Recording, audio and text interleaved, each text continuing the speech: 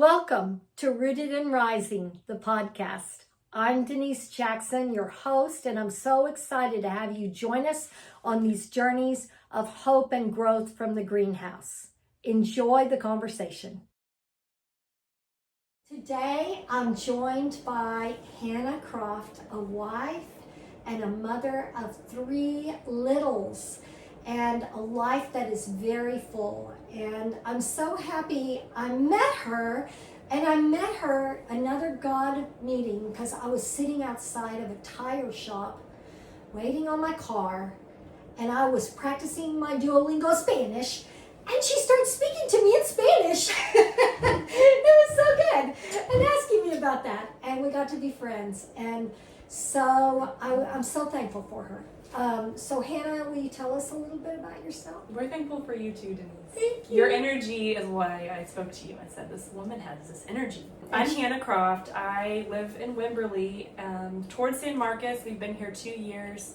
My husband's from West Virginia, so we started our marriage there and moved here 2 years ago. And yes, I have 3 kids, 4, 2, and 1, 2 boys and a girl. And we are home most of the time, and my oldest does go to part-time preschool. And my parents are in Austin, so we're pretty local, and we don't do anything too crazy. It's been kind of you've been redoing your house in We this had a process? huge house project when we moved here. Yes. We bought a house that had no yard. It was completely brush, so that was a lot of work. And then you were pregnant with your little girl, and then you had your little girl, and the house still was in transition, Yes. right? And that wasn't an easy season. That was not an Plus, easy you were season. living in a town where you didn't know anybody yet. Yes, very isolating.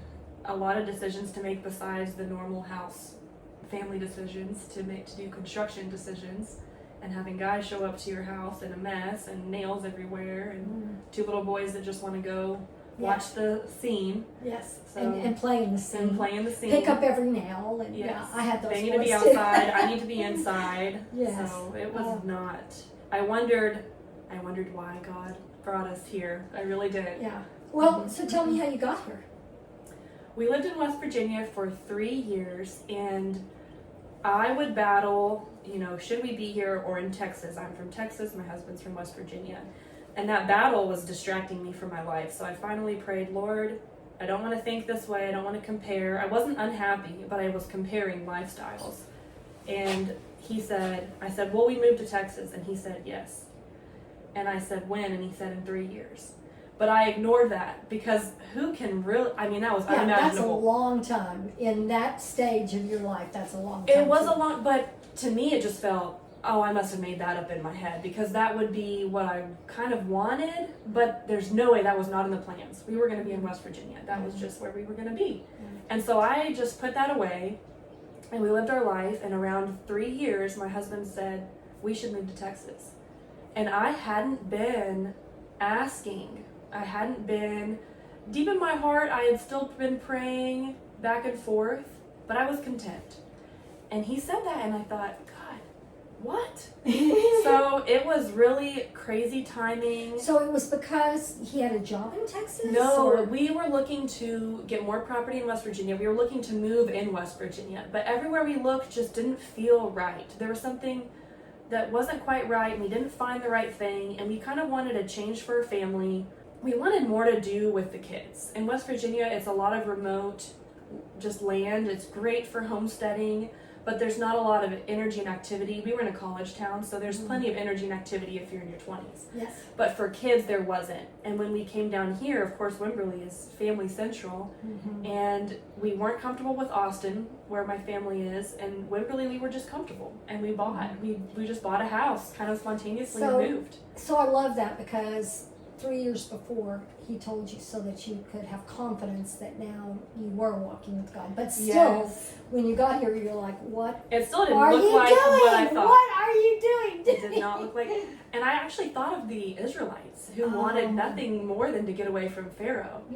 And God parted the seas. Yes. And yet they were cranky and uncomfortable in the wilderness, eating just barely the bread that they needed to survive, and crying and whining, and I feel like that's been me. And they even said, and the Lord told me this would happen, I wish I could go back to Egypt and be a slave.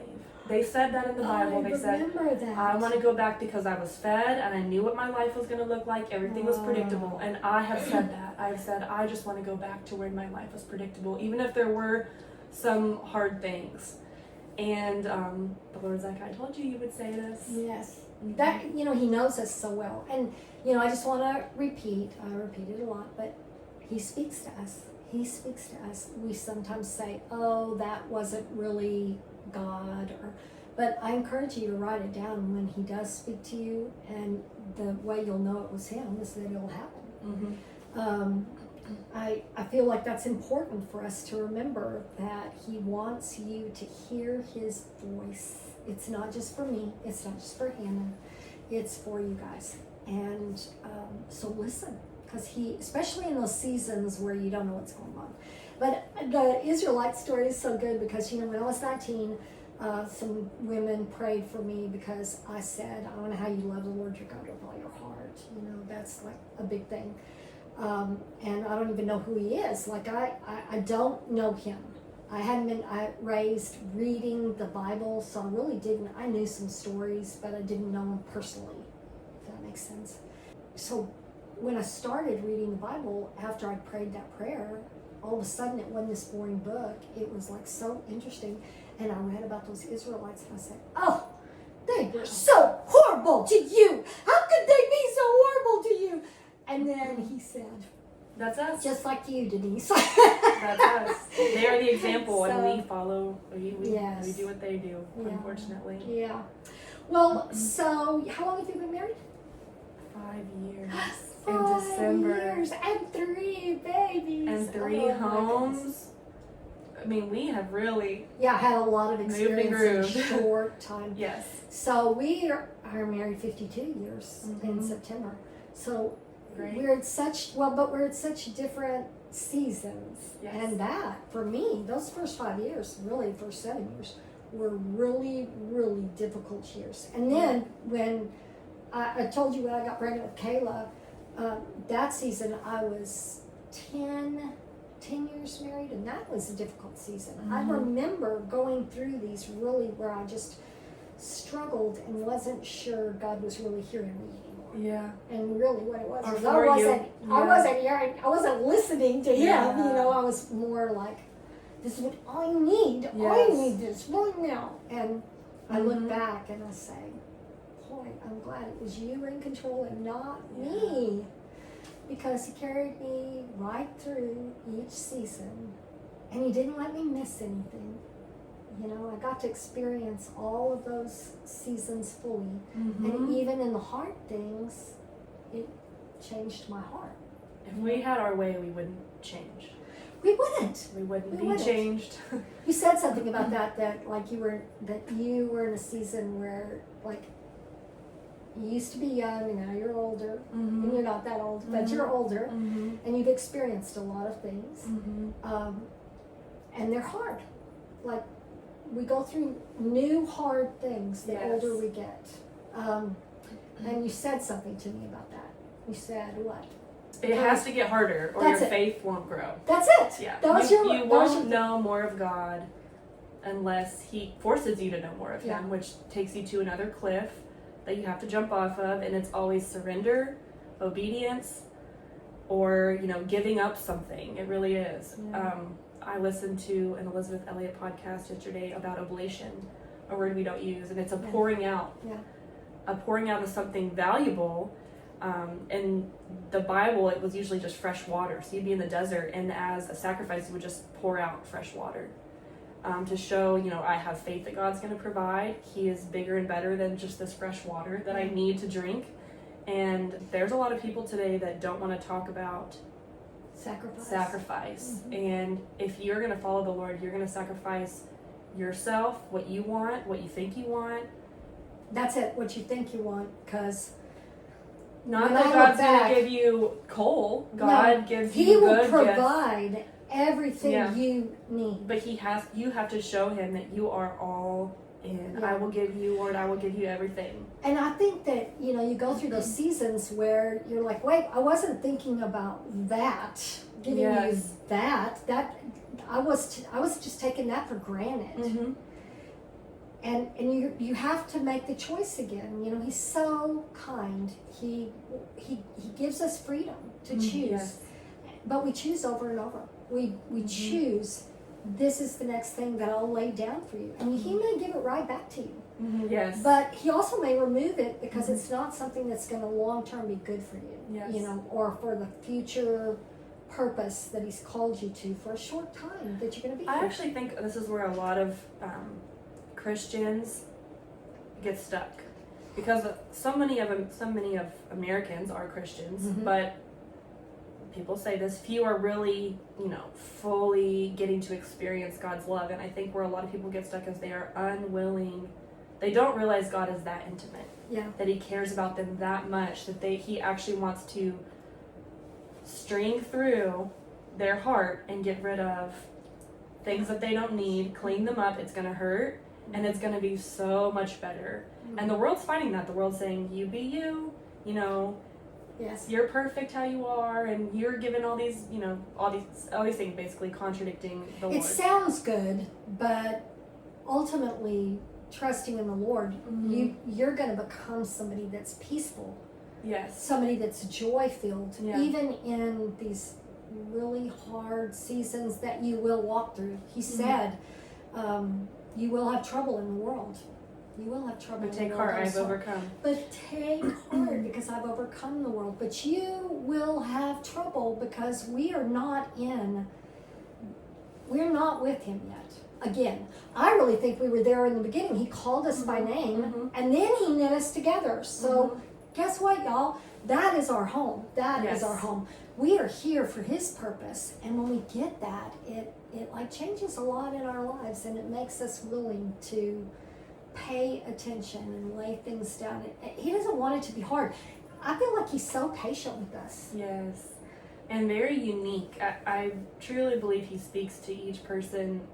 He knows how your brain works. He knows how you're wired, and he will speak to you the way you need to be spoken to lead you so gently. Yeah. And I've prayed this prayer too. There's a verse talking about, I don't want to be the mule that has to be bridled and struggling with the Lord trying to point me. I mean, I want to be the horse or the mule that willingly goes where his knees just gently take me, and that just requires a continual communion with him and just, Lord, what do you want? Giving things up. And it's hard. He'll always ask more from you than you want, but you have to trust him, because that's how you get the really good journey. So loving the Lord your God with all your heart first. If you love the Lord your God first over every other beautiful thing that he's provided, because every good thing comes from him. If you have that love, if you're willing to let that love pour into you first, then all the other things are much easier to lay down as he talks to you. But until you do, you may be doing this. Well, take it away from me if I need it gone. Because you think it's better. You think it's better than him. You think it's better than him, and it isn't. God and you. I think another thing people forget, or maybe we don't talk about, is you can be so creative with your prayers. You can pray things like, Lord, show me your love, or Lord, show me how I can be beautiful without X, Y, and Z. If you know those are things that need to lead your life, Lord. I want to experience your overpowering love. I want to experience you. I mean, you can pray anything, and God will do it. He does it. And, I believe that too, that there's anything, because he knows our heart's desires more than we know them. And he actually changes our hearts so that our heart's desires align with him. Yes. And he gives us the desires of our heart because he put those desires in us. And it's very powerful what he can do in our lives. But we can ask him anything at all. I believe that the more you know the word, it just comes out of your mouth, and you ask for the things he's already promised. He's already said, don't worry about that because I'm going to give it to you. Don't worry about this because I'm going to give it to you. So you were talking about earlier with me before this started about like how you came to know the Lord, and you really knew the Lord when you were young, you trusted him. You didn't really know him well, but you trusted him. He was there. I He felt was him. there. I did too. Yes. But then in my high school years, junior high and high school years, I was so obsessed with fitting in and not being left out. Mm-hmm. I don't know what you were like in those ages, but you said something about that time. Yes, I think in high school I was pretty happy and content, and I had a good time. I wasn't in dire need. But when I got to college, I don't remember really. I think I just felt maybe it was fitting in. It was that I was new, so that no one knows who you are yet, and I wanted to be known by maybe some reputation that I was, I'm a good girl, but I would go out. I wouldn't say party, but I think mainly it was just that I was in this athlete world. So I played volleyball in college, and it's a smaller community. You've got football players, basketball players, volleyball players, and I was the only freshman coming in on the volleyball team. And the Lord wanted to, thank goodness, just take me out of a lot of drama that was going to happen those 4 years. And he snagged me out of that my freshman year. He showed me what I was idolizing. And there was a sermon. I went home after my first semester. I had been in college since June because we go early. So I had been not home from June until December as a freshman. Again, only freshman on the volleyball team, gone through just trying to fit in, make it work. And I'm home, and I went to church, and I heard a sermon at Austin Ridge by Pastor Brad about idolatry and that we all idolize something. And I thought, I don't idolize anything. And his examples in the sermon were money, kids, sex, power, things that people idolize. And I thought, I don't have an issue with any of these things. But he had said everybody idolizes something. And I just caught myself, and it was the Holy Spirit saying, you are not excused from everybody. You are part of everybody. You are not special. You are not perfect. I think in high school I kind of just assumed I was perfect, or been told that. And I wasn't. And I asked the Lord in that moment, oh no, if I'm idolizing something, Lord, show me right now. And this is going to sound silly, but he said your hair. And what my hair represented was my identity, was this long blonde-haired, athlete, getting attention, wanting attention, whether from boys or anyone. And in that very same moment that he showed me that my hair was my idol, I knew I had to cut it off. And there's a verse about, if your eye sins, gouge it out. If your hand, and I wasn't thinking about that verse, but it was just immediate that, Lord, I cannot live with something that's between me and you, because I just know it won't be good. I love that. And I remember talking to my mom. I said, Mom, I'm going to cut my hair off. And she said, you wait a couple weeks. And that kind of made me mad. Like, what? She said, wait a couple weeks and make sure. And I did. I went back to college, and I promise you, I was sitting on my hair. I was lifting weights. It was getting caught. Like, it was just like, it was in my mind. So he was confirming it. Oh, confirm. It was the funniest ways. I was but laughing. I love that like, your mom said wait too, because if it's from the Lord, he's going to confirm. Yeah, and you do want to test the Lord on his voice and make sure you know it. But I would dive roll in practice, and it would get caught. I was like, this hair has to go. And so when I got it cut, she was nervous. I said, do it. And it was like the happiest moment. I had it off of me. I had this cute pixie cut. And soon after that, I gave my life to the Lord. It was that month in college at a retreat. I love the story about the retreat, so you need to tell that one. So we had this FCA retreat, which is for athletes, and Fellowship of Christian Athletes. And I'm not a big camp person. I don't want to go sleep in a bunk and rah-rah with all these people. And my roommate was similar. We thought, we'll go out, do our normal thing. We'll rest and do our homework, and we'll go dance. And I got home, and she was throwing her stuff in a suitcase, and I said, Patricia, what are you doing? And she said, I'm going on the retreat. And you shouldn't want to miss out. Yeah. All these athletes are going. And so I thought, if you go, I have to go. So I threw my stuff, and we got in you had 8 minutes to get to the bus. We were going to miss the bus. And we were in this boy's truck, don't even remember his name, dropped us off, got on the bus. And all of our fees to go on this retreat have been paid for by a donor, because A&M's really, it's a very Christian environment. And so they're really pushing FCA, and it's good.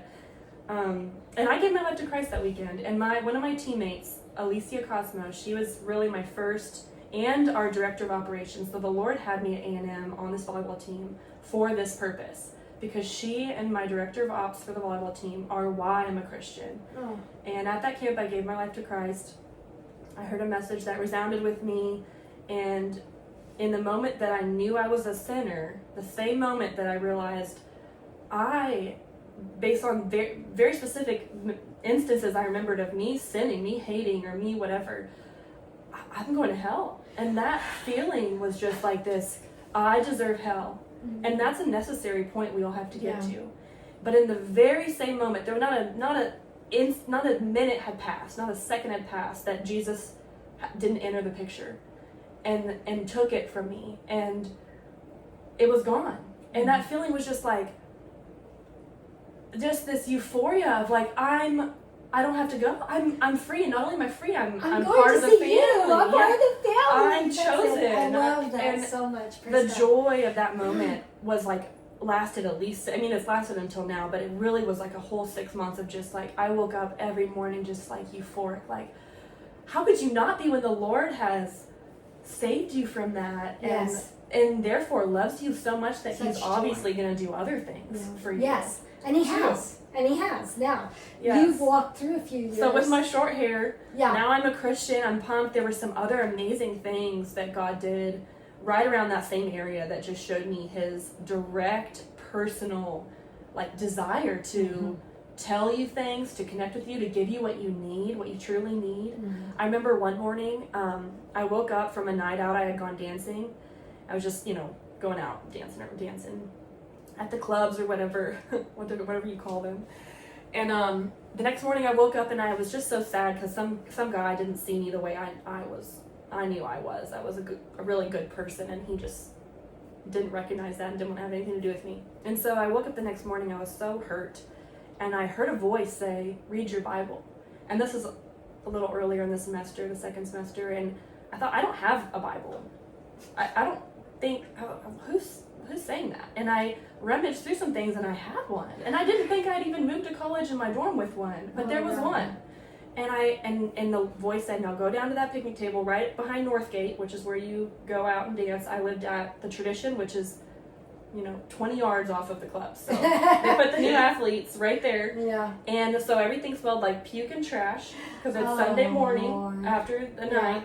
And I go out to this picnic table and I open the Bible, and I just didn't know what to really read. I didn't know what. Bible, just opened it, and it was Philippians 9. Don't worry about anything, and be patient and give everything to the Lord. Yeah, yes. So they opened to that, and I had been really, really worried about various things. Anyway, my thoughts just completely cleared. It was just complete peace in that moment just from reading that verse. And He knew what I needed to hear, and the magic of that moment. Yeah. The magic of that moment and the personal nature of the Lord stepping down from heaven and into our world and doing physical things in our lives. Yeah, changing things. Yeah, just like that. So I just feel like in my heart there's somebody out there right now that hungers for that touch, for really knowing God's reality in their lives. And I just want you to know that we're lifting you up right now, wherever you are.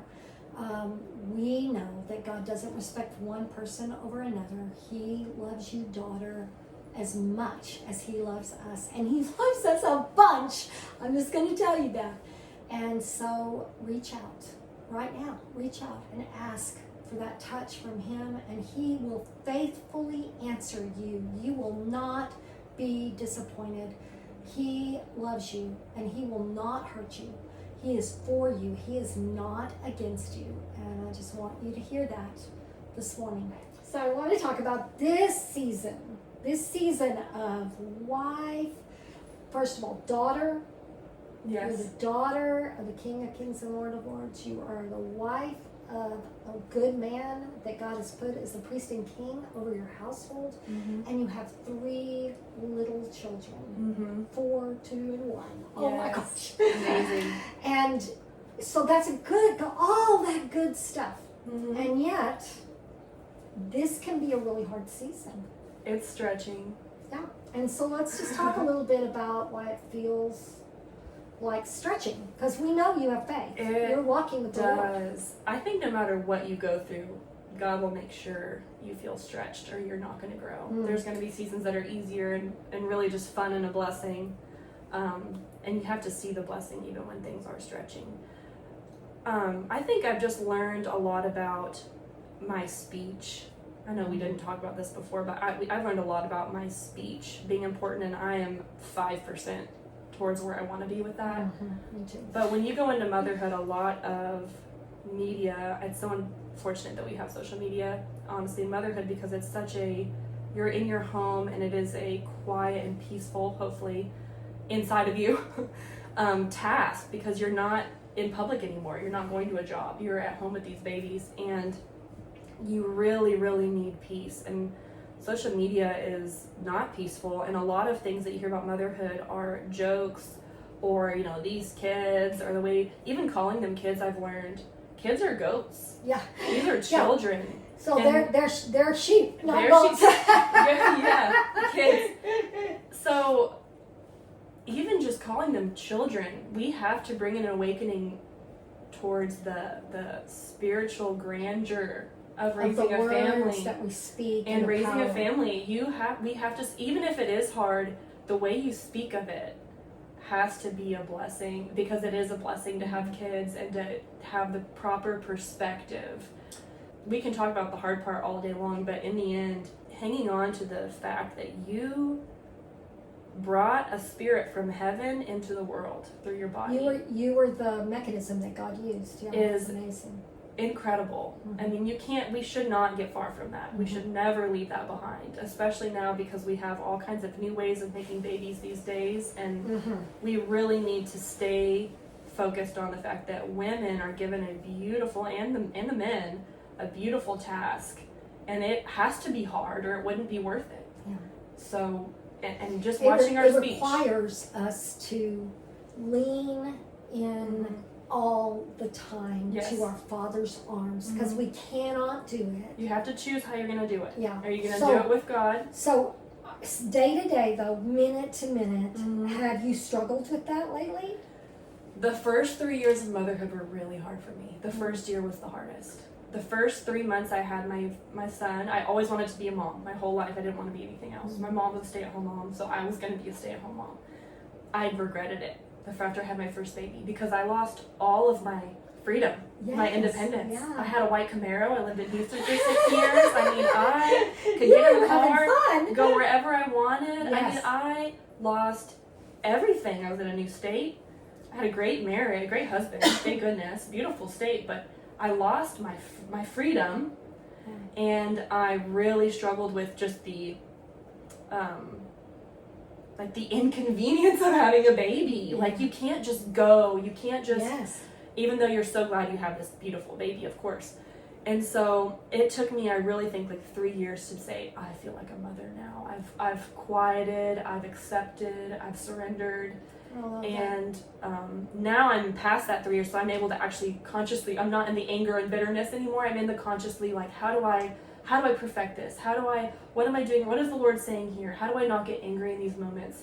How do I keep my peace? How do I use my words properly? You're so much further along than I was. As a young mom, I was like, it took me so long to get to I'm that in a way point. better place now. Yeah, that's so Not awesome. That, That's awesome. Just being more aware and prayerful about things. I things. think if you are in a place like I was in, instead of Hannah, you have so much hope listening to her to just seek the Lord and find Him. When you seek Him with all your heart, He's going to be there. He's going to be there. And He's going to teach you these things that Hannah is sharing with us today, that just be peaceful. I remember when I had my fourth child, how I loved breastfeeding her because there was such a gap between her and her brother. It had been a long time, and I kind of knew that this is probably the last baby I'm going to have.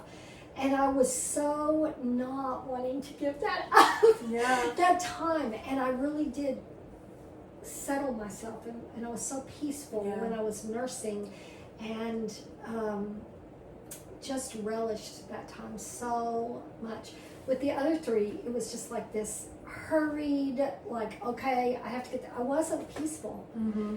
But that was the thing I missed the most about having that little bitty baby. God does it on purpose.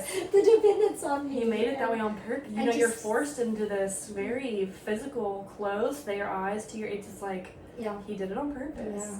Really, every season, hard or easy, every season is such a gift that he's given us.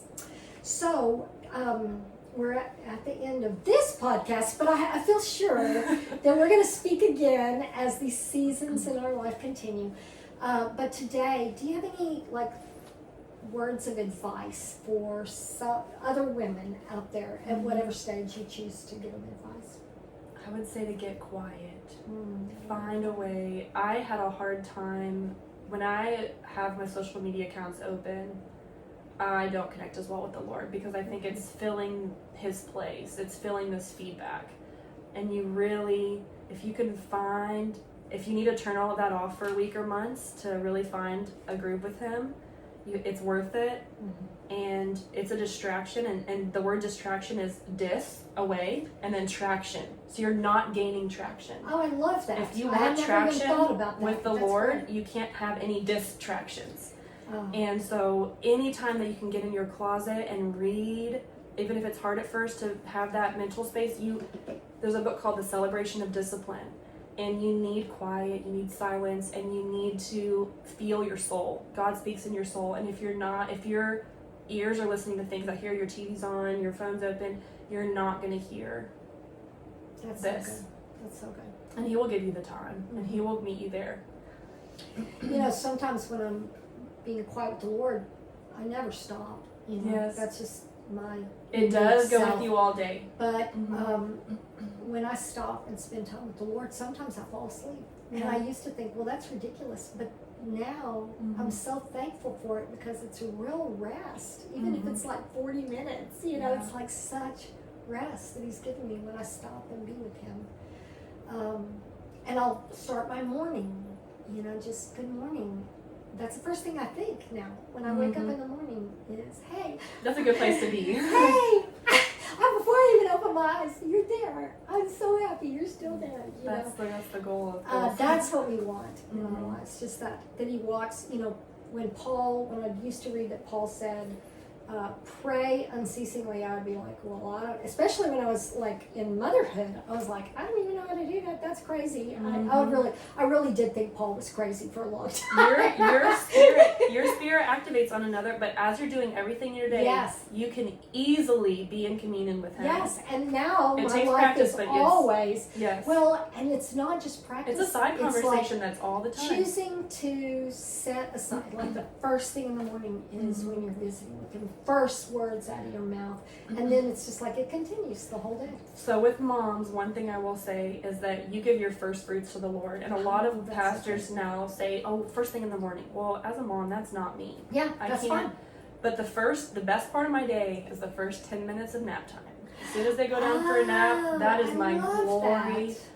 There's been lots of seasons where I never had that. Yes. And the naps did not line up. I always had a kid awake. Yeah. But now that I do have kids sleeping at the same time, I do get an hour or two most of the time. And that first bit of that, it belongs to him.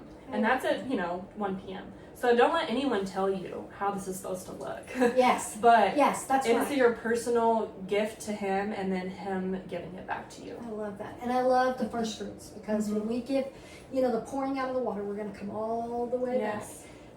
The pouring out of the water in the desert is so significant because it's saying, I wouldn't have water if it weren't for you. Yeah. It's an oblation. It is a sacrifice. It's like, here is my first fruits of this water. If I'm going to have any more, it's going to be you. If I don't need water. And time-wise, as a mom, I don't have any time. Yeah. But if I give you my time, you will multiply my time. Anytime. Like 2 minutes. But I find myself having conversations with him all day long. Yes. And I love that. So wherever I am, it's just so easy now to just be in that condition that he's walking with me and I can hear his voice and he's reminding me of things to pray for, others to pray for. It's good. Let's pray. Father God, thank you for the time that you've given Hannah and I to just have this conversation, and for all those that are listening to this conversation, all those young daughters and older daughters, that you want to bless with joy and peace that they can't even imagine. Father, I just pray that these words will meet them right where they are, that they will not bring condemnation, because that would not be from you, but they will just be rejoicing in the truth that you love them so much. I ask especially for those that hungered for you today as they heard this conversation. And I ask you to send laborers to the harvest of their lives, to meet them right where they are, to love them, show them your love in so many ways, and remind them daily that every good thing they already have in their lives has come from you. And I just pray all of that in Jesus' name.